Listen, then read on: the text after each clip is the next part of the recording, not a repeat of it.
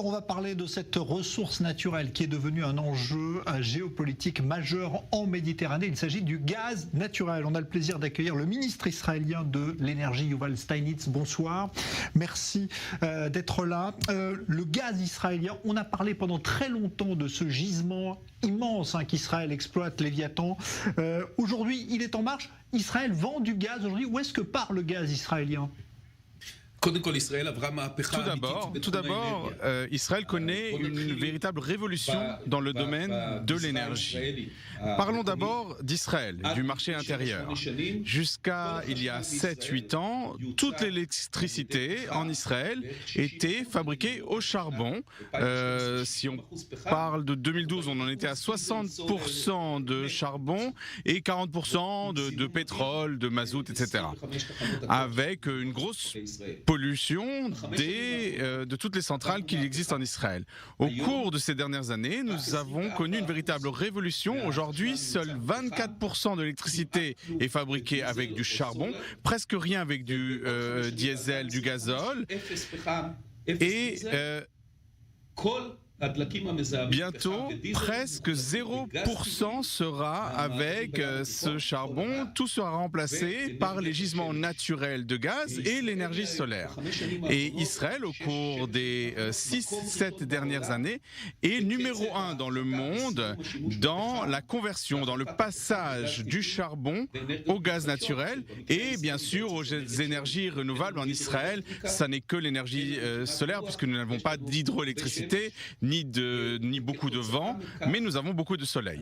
C'est une révolution énergétique sans précédent dans l'histoire d'Israël. Et bien entendu, une grande partie de cette révolution a été possible grâce à la découverte de ces gisements de gaz naturel en Méditerranée. Bien sûr, Léviathan, qui est le plus grand des gisements, et d'autres gisements plus petits qui sont encore en développement. Parce que nous avons découvert tant de gaz, beaucoup plus que ceux dont Israël, qui est un petit pays, a besoin. Nous utilisons une partie du gaz et je dirais une chose qui, il y a 15 ans, aurait été complètement inconcevable. Eh bien, Israël, aujourd'hui, exporte de l'énergie dans les pays arabes. Depuis janvier 2020, nous exportons du gaz naturel vers l'Égypte, vers la Jordanie. Il y a eu des contrats à hauteur de 30 milliards de dollars avec ces deux pays. Une partie du gaz vers l'Égypte est liquéfiée et transportée ensuite vers l'Europe, mais ça n'est que le début. Il y a encore beaucoup plus de gaz à découvrir et nous avons aussi l'intention de construire un gazoduc d'Israël vers l'Europe, le plus long et le plus profond gazoduc du monde sous la mer, qui nous permettra de transporter directement par Chypre, la Grèce et l'Italie du gaz vers l'Europe et à partir de là dans tout le continent. Alors justement, ce gazoduc dont vous parlez, Yuval Steinitz, il fait l'objet aussi de tensions, puisqu'on voit que la Turquie a un projet concurrent et voudrait peut-être aussi concurrencer ce gazoduc. Et comment Israël se positionne par rapport aux tensions que le gaz crée en Méditerranée, notamment avec la Grèce? Est-ce que Israël peut s'opposer frontalement à la Turquie sur ce dossier? Nous n'avons aucune intention de nous confronter avec la Turquie. Nous avons suffisamment de conflits avec le Hezbollah, avec l'Iran, suffisamment de menaces. Nous n'avons pas d'autres conflits. Je pense que la Turquie ne souhaite pas être confrontée à Israël non plus. C'est réciproque. Nous regrettons ce qui se passe entre la Turquie et Chypre. Nous sommes contre l'agressivité. Nous voulons que les règles internationales soient respectées entre pays, mais ça n'est pas vraiment la question. À propos de ce gazoduc, il ne doit pas y avoir le moindre débat puisqu'il doit passer dans les eaux internationales pour parvenir à l'Europe et je suis convaincu que ce sera le cas. Alors parlons maintenant de ce gaz qui se trouve dans les eaux israéliennes, mais que le Liban lui aussi voudrait voir arriver dans son territoire. C'est l'objet de ces discussions que Israël mène actuellement avec le Liban, des discussions extrêmement pointues. Est-ce qu'Israël est prêt à partager cette ressource pour la paix avec le Liban ? Non, il ne s'agit pas de partager. Je ne crois pas d'ailleurs que les Libanais le veulent.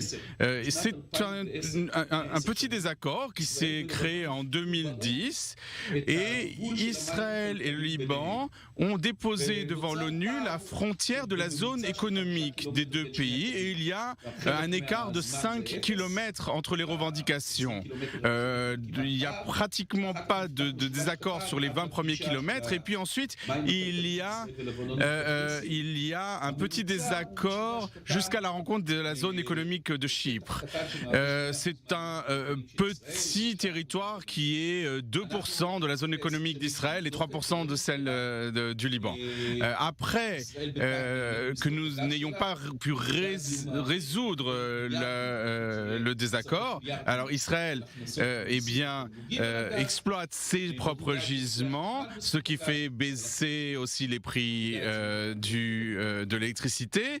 Et en Israël, nous en profitons et cela fait baisser la pollution. Mais les Libanais n'en ont pas profité à cause d'erreurs parce que ils n'ont pas donné d'autorisation. Ils ont aussi donné des autorisations dans des zones qui étaient controversées. Et donc les entreprises internationales n'ont pas investi au Liban. Alors les discussions que nous avons avec les Libanais, ce n'est pas de la normalisation. Il y a eu une tentative, c'est une deuxième tentative, il y en a déjà eu une en 2011, pour résoudre le désaccord des lignes de frontières, là où il y a un petit écart. Nous avons été surpris, mais peut-être que cela n'a rien de surprenant. Au lieu d'essayer de résoudre le débat, eh bien, les Libanais ont présenté une ligne encore plus au sud. Ils ont dit « Ah, nous nous sommes trompés » et ils revendiquent encore plus. Alors, nous savions qu'ils allaient le faire. Nous aussi, nous avons revendiqué une ligne un peu plus au nord, mais nous avons dit nous ne sommes pas prêts à accepter d'autres revendications, ni des Libanais, et ni d'ailleurs des revendications israéliennes, au-delà de ce que nous avons communiqué à l'ONU. Nous avons une approche pratique, pragmatique. Il y a 10 ans que nous sommes en désaccord, nous essayons de restreindre ce désaccord pour le résoudre. C'est très important pour Israël, mais c'est essentiel pour le Liban.